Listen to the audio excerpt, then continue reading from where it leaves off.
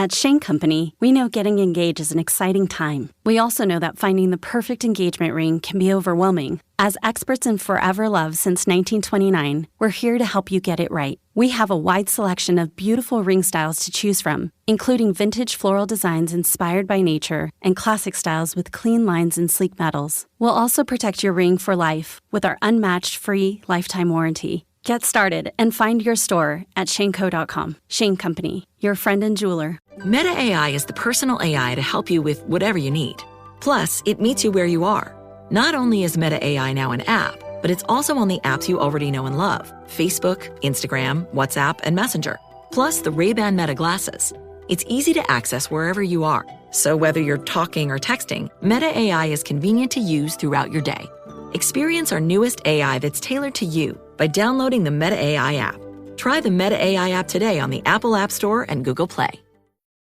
What's worse than an ad interrupting your favorite music or podcast? That uninspired coffee you've been drinking while working, which is why Flavia is elevating your everyday coffee experience. Now you can enjoy cafe-quality beverages like coffee, tea, frothy lattes, and creamy hot chocolate made right in your home office, actual office, or wherever you want to upgrade your mug with bold, delicious flavors. Visit Flavia.com to shop the collection of machines and beverages now. Pie in the Sky Media.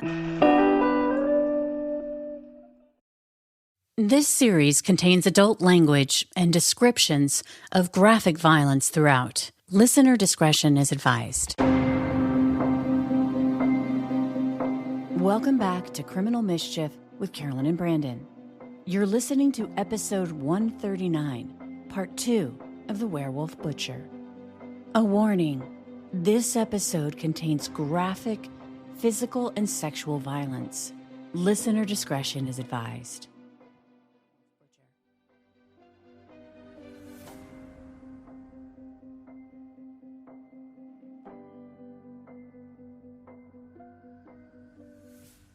On April 12, 1995, Rita and her 14-year-old daughter, Amanda, went to the video store after school at around 3 p.m.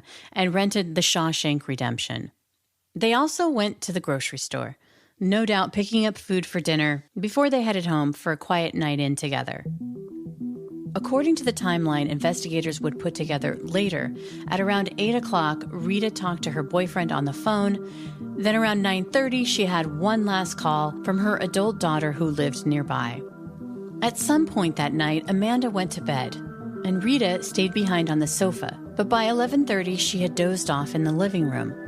It was raining that Wednesday night when Jack Spillman, completely dressed in black, left his girlfriend's apartment, telling her he was just going for a drive. But that wasn't true. What was is that he was going for a ride, and his destination was the Huffmans. At the time, local authorities had no idea that a dangerous predator was living in their community, the one responsible for that spree of bizarre burglaries and the attempted rape. The Okanagan County Sheriff's Office, running the Penny Davis investigation, had never notified Wenatchee law enforcement that Jack Spillman was a person of interest in her murder. Even if they had been made aware of the Penny Davis case, and despite Spillman's extensive criminal background, his lurking behavior and exposure in Wenatchee had already caught the attention of local police.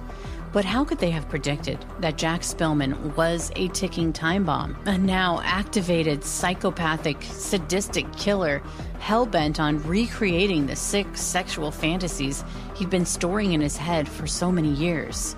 He wanted to make them real, and that the Huffmans, 48-year-old Rita and her teenage daughter Amanda, didn't stand a chance when he pulled into the parking lot of the elementary school near their tan Rambler. The truth is, Spillman had been casing the home for months, taking note of their routines, masturbating from a distance. But that night, he wouldn't stay hidden. He crept up to the sliding glass door, checking it with his knuckles, making sure not to leave any fingerprints. He found it was unlocked. Without a sound, Spillman was inside. Rita Huffman was described as outgoing and friendly, the type of person who would go out of her way to help others. She was a popular saleswoman at a local car dealership, and her charm was legendary, which is all to say she was well known in the community in her own right, but was also the former wife of the Douglas County Port Commissioner Jim Huffman. But that night, as she lay sleeping on the couch, she was totally vulnerable. I walked over to her, and her robe was kind of open, and I could see her breasts. And from right then, I walked over into the kitchen, opened up the drawer, grabbed a knife, and walked over to her and started stabbing her. Why? I mean, it was like, it was kind of hard. It's like a cat, just that reaction. I mean, it's just a... But then she looked up once, saw me. Were you dressed? You said this is like the cat. Were you... I was dressed. Yeah. And I was stabbing her, but I don't remember stabbing her that many times, but it says that she was stabbed, like 5 or 6 times. But she looked at me, and it was like, whoa, I took off running. And I left. Rita had sustained defensive wounds. Basically, she woke up fighting for her life. So much so that the watch on her wrist was so damaged the inside crystal had been shattered, which suggested that it had been broken during that wholly unexpected and vicious attack. Time stopped at 11:37. That was the time that investigators believed Rita Huffman was being murdered. Under the cover of darkness, Spillman fled with a knife and Rita's purse. He climbed into his truck and drove back to his girlfriend's apartment complex. But he didn't go inside. Rather, he sat in the truck and rifled through her purse. Before he drove back to the Huffmans, he made sure to bring another knife, his gloves, and a black ski mask, the kind with the holes cut for the eyes and a slit for the mouth. The only reason I went back is because she saw me, and it was like, well, I wanted to make sure that she wouldn't talk now, that she was alive. And so when I went back, I drove by, just like the morning that you guys found, I drove by. But I drove by, and there was no cops there, no lights or nothing. Parked in the same spot, walked over, didn't have a ski mask on, and wouldn't be that suspicious. I walked in, looked at the phone, made sure the phone was still in the same place. Looked around, see if there was any blood, or she might have maybe got up, got on the phone or something. Had she moved? Yeah, she moved. Rita had only enough strength to crawl a few paces before she died. Having been stabbed in the chest so many times, it's unlikely that she would have even been able to speak, let alone warn her sleeping daughter. When I got there, she was already over towards the TV, hunched over on the side of the couch, like she was passed out, hunched over. And I walked in and I kicked her, fell over, and I knew she was dead. I moved her back where she was laying down.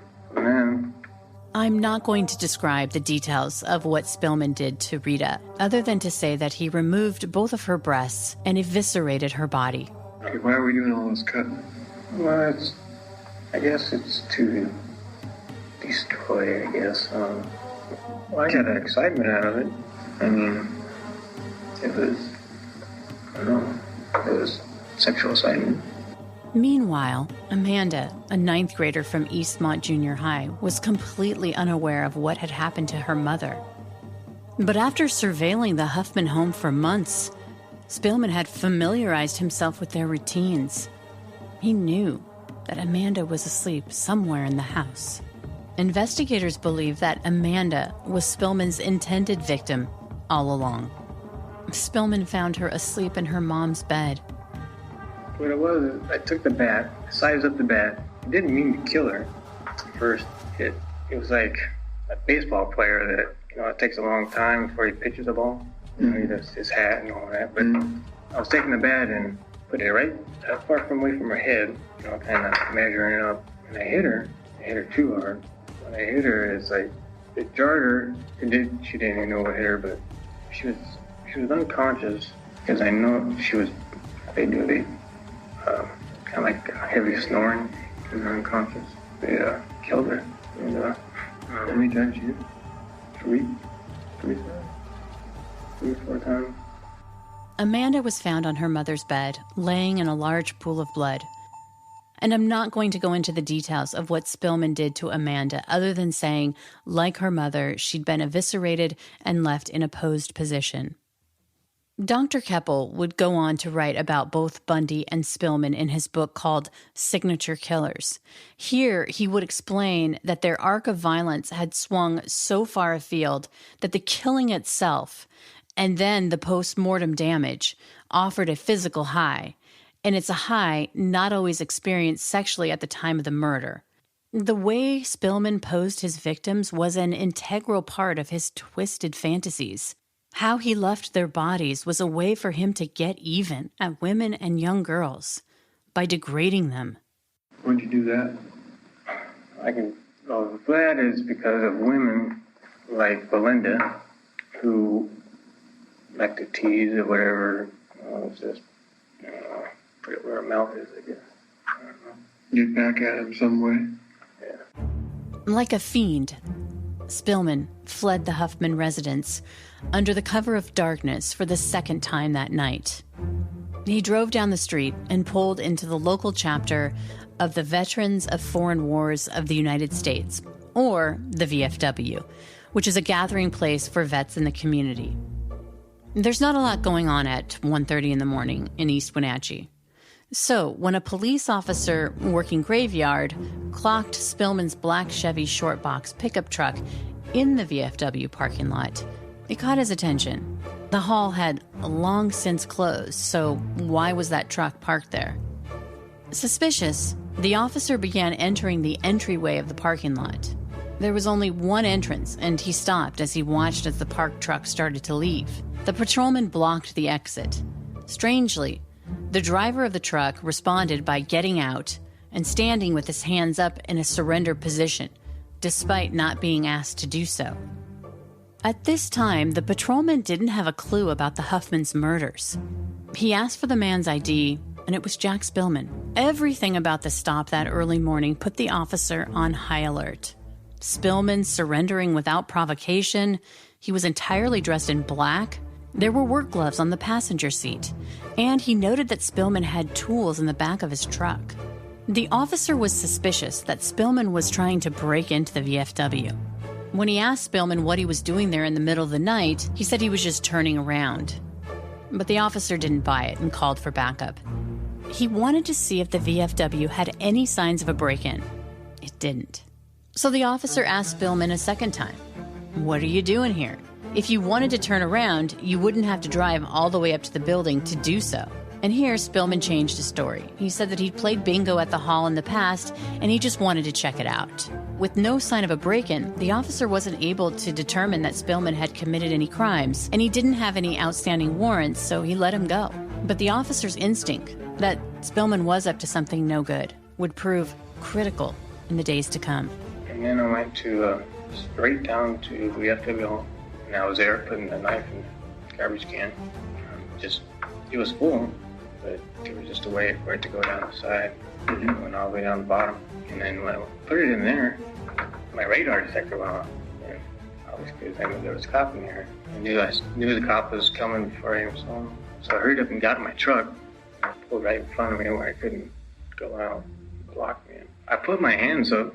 It's always been it's not that I was saying, okay, I'm caught. It's because it was dark and everything, so I put my hands up so I could see it. It's just something I did. Spillman left the VFW and drove to a nearby mini-mart, where he threw the work gloves away in a dumpster and bought a mocha. Afterwards, he drove back to his girlfriend's apartment and crawled into bed next to her. It was around 2 a.m. Early the next morning, his girlfriend's roommate recalled Spillman getting up and taking a shower, which she said wasn't common. The following morning, Rita's adult daughter was getting a little antsy. She'd been calling her mom all morning with no answer. She was worried that her mom's alarm clock hadn't gone off, and she really didn't want Amanda to be late for school. So at around 8 a.m., Angie decides to run over to her mom's real quick. She enters the home thinking she's going to wake up Rita and Amanda. And as she enters Rita's bedroom, she sees her sister, and what she finds is incomprehensible. So much so, she runs out screaming and crying. Her reaction was so raw that neighbors thought she'd been hit by a car. And this was exactly the kind of reaction that Spillman had craved. As I mentioned earlier, his murderous rampage wasn't just about what he did to Rita and Amanda that night.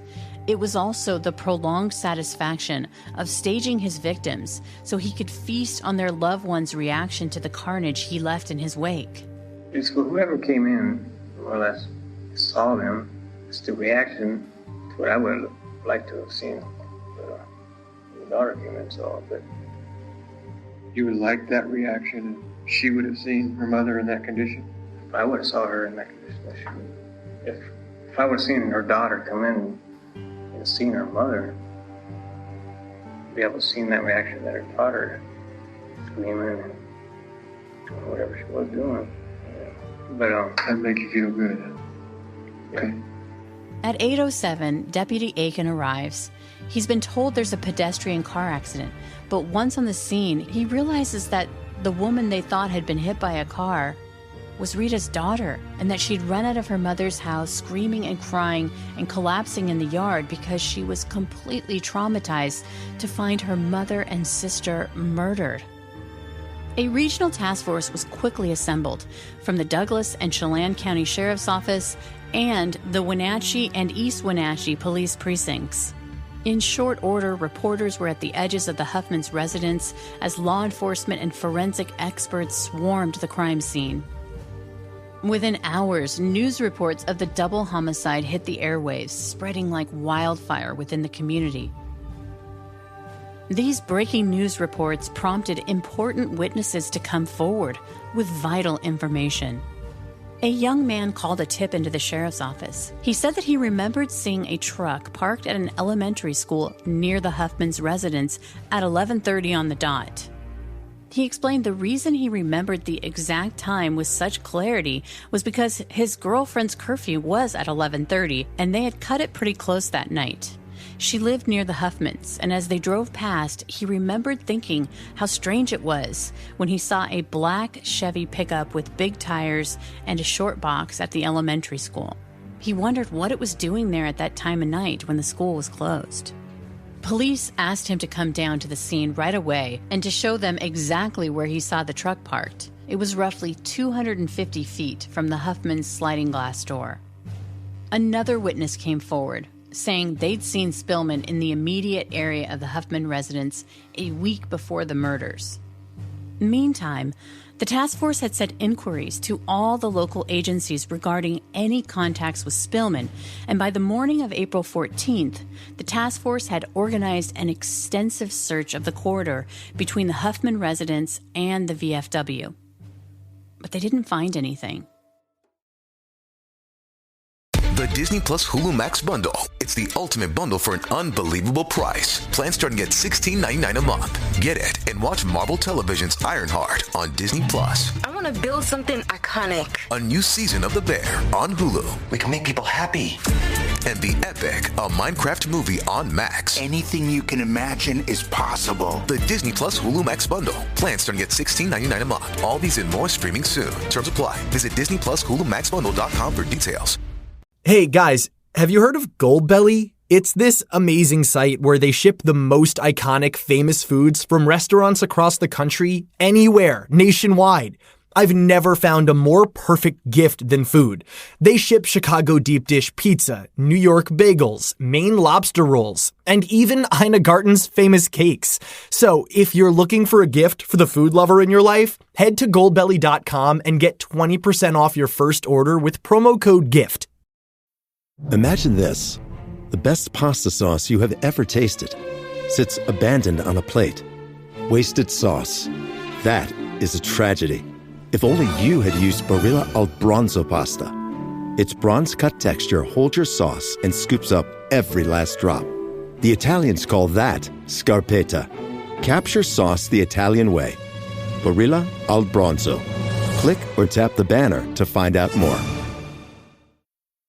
The #1 selling product of its kind with over 20 years of research and innovation. Botox Cosmetic, out of botulinum toxin A, is a prescription medicine used to temporarily make moderate to severe frown lines, crow's feet, and forehead lines look better in adults. Effects of Botox Cosmetic may spread hours to weeks after injection, causing serious symptoms. Alert your doctor right away as difficulty swallowing, speaking, breathing, eye problems, or muscle weakness may be a sign of a life-threatening condition. Patients with these conditions before injection are at highest risk. Don't receive Botox Cosmetic if you have a skin infection. Side effects may include allergic reactions, injection site pain, headache, eyebrow and eyelid drooping, and eyelid swelling. Allergic reactions can include rash, welts, asthma symptoms, and dizziness. Tell your doctor about medical history, muscle or nerve conditions including ALS or Lou Gehrig's disease, myasthenia gravis, or Lambert-Eaton syndrome, and medications, including botulinum toxins, as these may increase the risk of serious side effects. For full safety information, visit BotoxCosmetic.com or call 877-351-0300. See for yourself at BotoxCosmetic.com.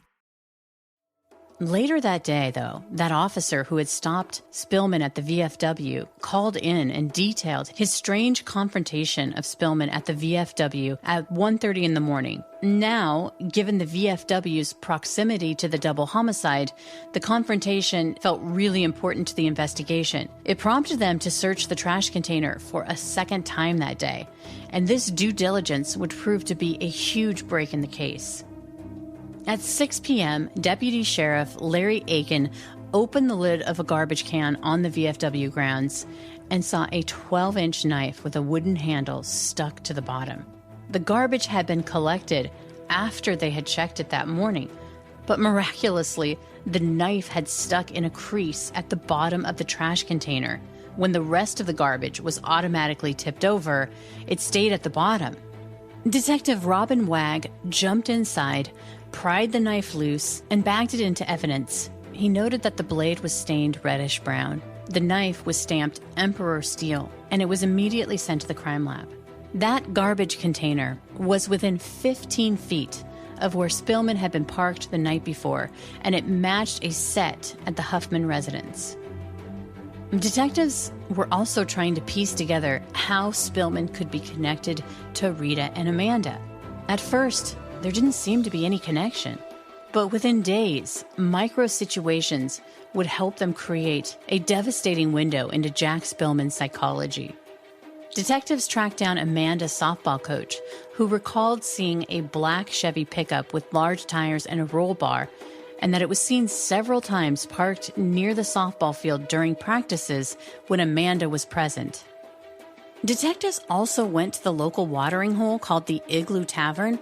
It was a place that Rita frequented with friends, and it's here that the investigators began to piece together a somewhat murky encounter with Jack Spillman just 2 days before the murders on April 10th.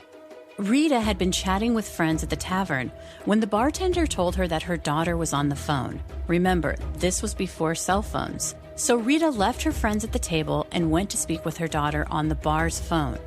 On Rita's way back to the table, witnesses observed a man who'd been sitting at the bar, and he grabbed Rita by the arm. Apparently, the two exchanged words briefly before Rita walked back to her friends. The witnesses didn't get the impression that Rita and the stranger knew each other.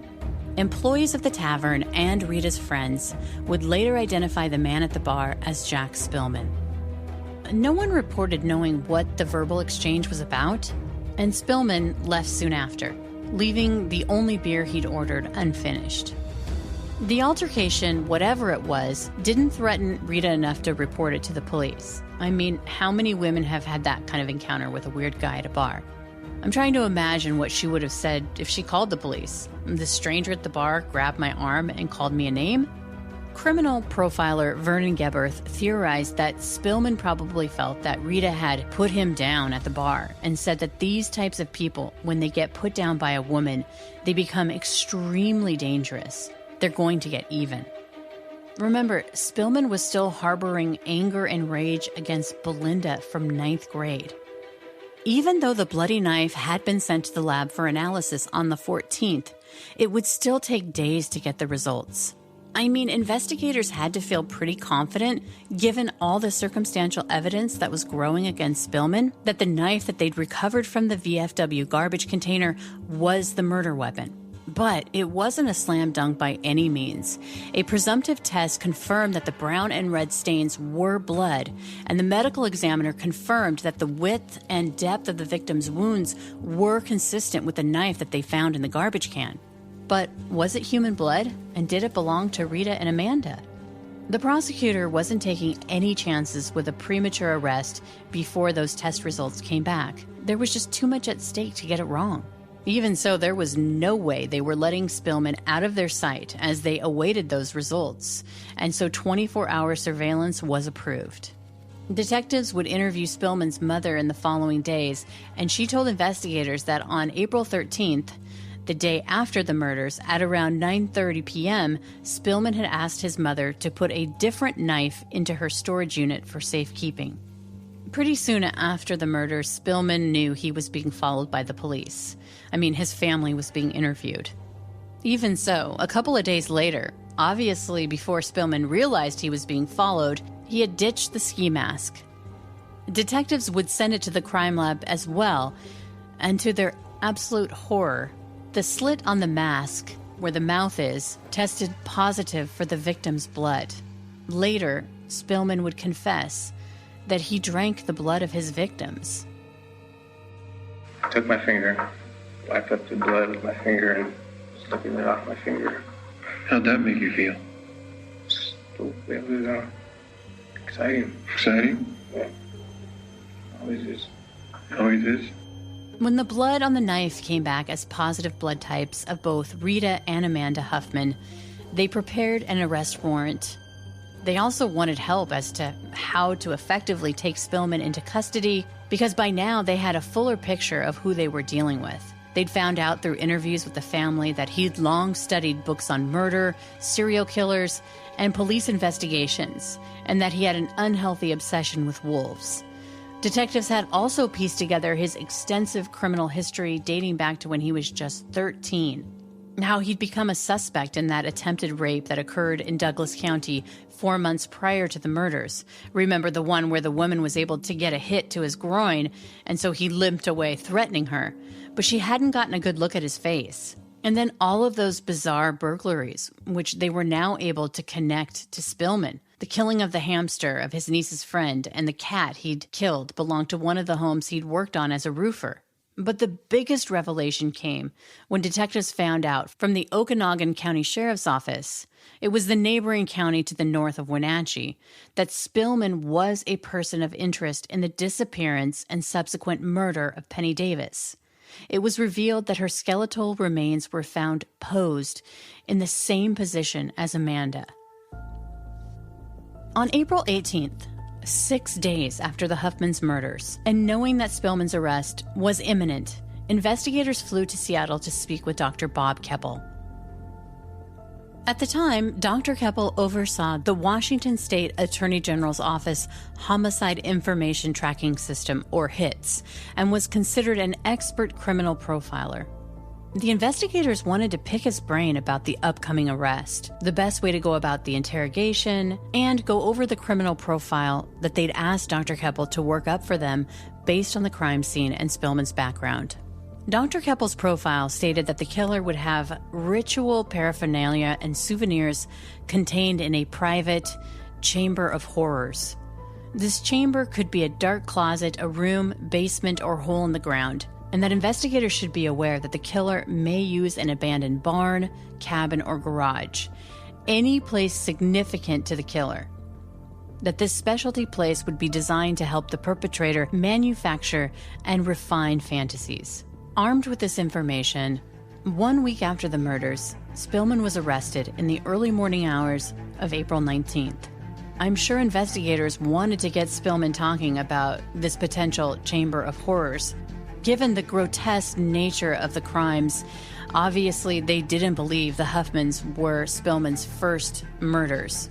But Spillman immediately invoked his Miranda rights. Refusing to provide a statement, he was booked on 2 counts of aggravated first-degree murder. While in jail awaiting trial, Spillman's cellmates would turn on him.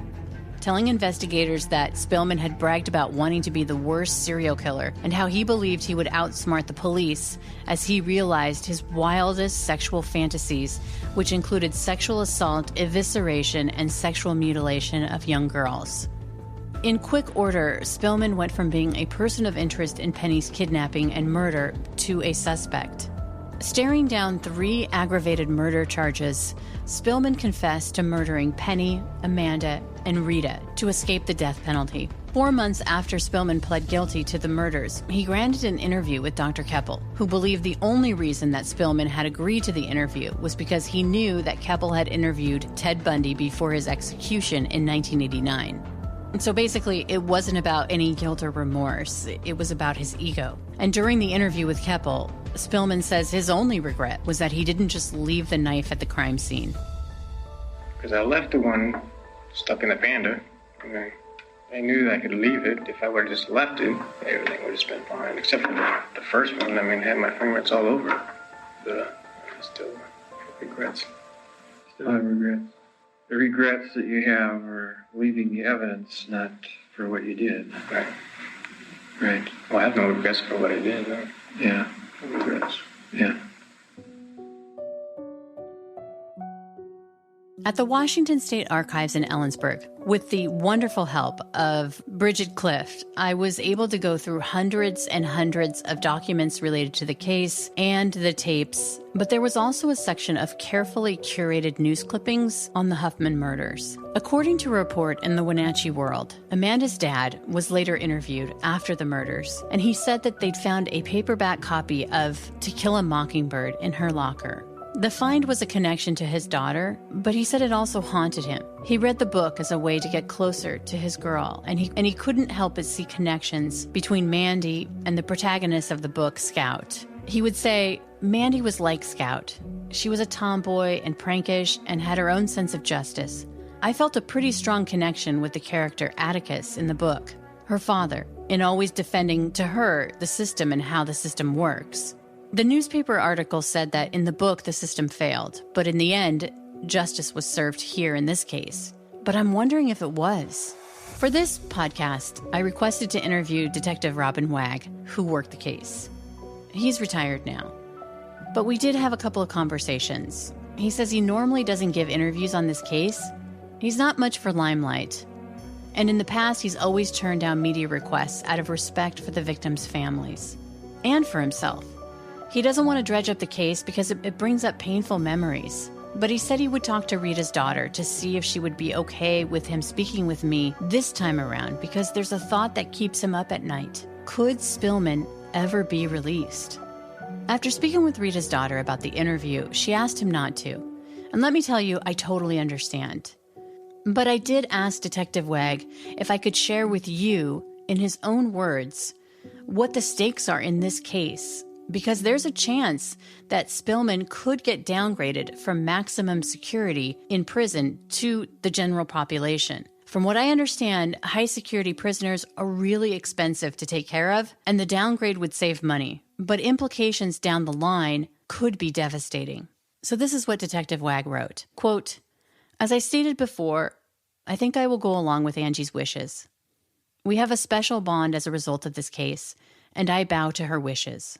In talking with her, I have discovered that the Department of Corrections have failed in their statutory obligations to keep her updated on Spillman's status and location. That is another reason I am suspicious of the department's forthrightness in their classification of Spillman. As I told you before, they tried once to move him out of state, and a person in the know at the DOC, which is the Department of Corrections, who brought it to my attention, told me that once an inmate is out of the state where he committed his crimes, it is much easier for his custody status to be downgraded. This investigation was also hard on the investigators who worked long hours for months on end. They were all dedicated professionals who struggled with the horrific nature of this investigation, and I am proud of every one of them. Like Angie, I really don't want to relive that part of my life again. Thank you for understanding regarding this matter.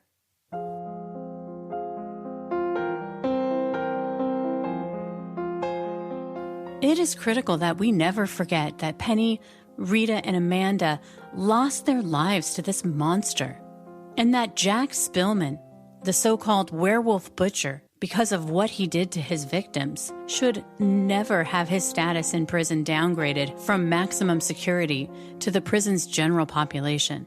Because given what Penny, Rita, and Amanda endured both in life and in death, that outcome is just too terrifying to contemplate. Now, you obviously like that 2 hours. Yeah. I mean, that's what you're harboring in your head.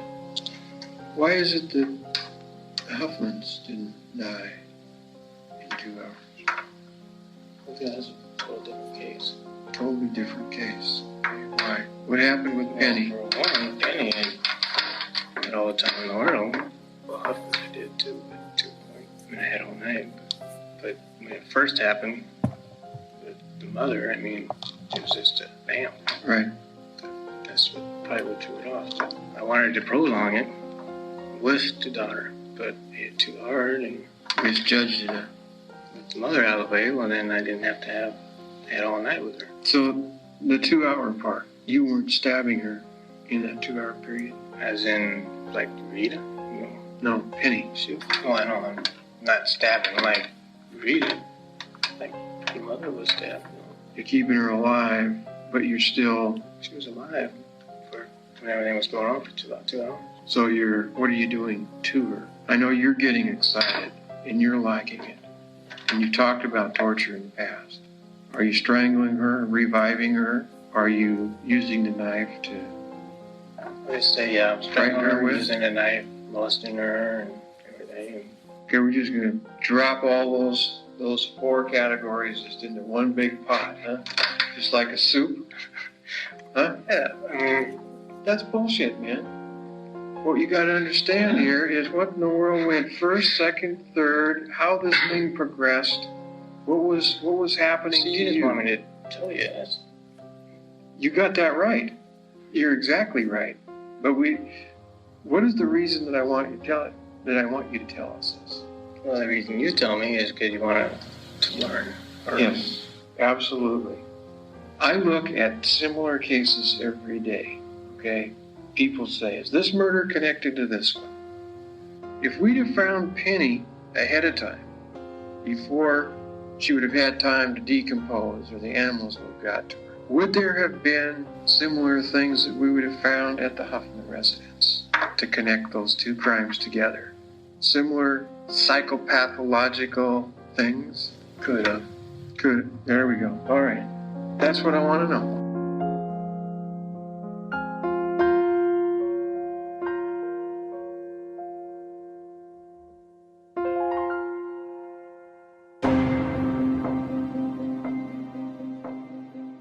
Up next, Criminal Mischief bonus content. Here, my co-host, Brandon Morgan, and I will discuss the case, and we'll also go over the verdict in the Karen Reed trial. And lastly, if you want to watch the show, head on over to our Criminal Mischief YouTube channel. And as always, thanks for listening. From Pie in the Sky Media, Criminal Mischief is an EVO production. Recorded live in the beautiful Pacific Northwest. We're produced by Brandon Morgan and myself. Music by Soundstripe. For EVO Creative, I'm Carolyn Osorio, your writer and host.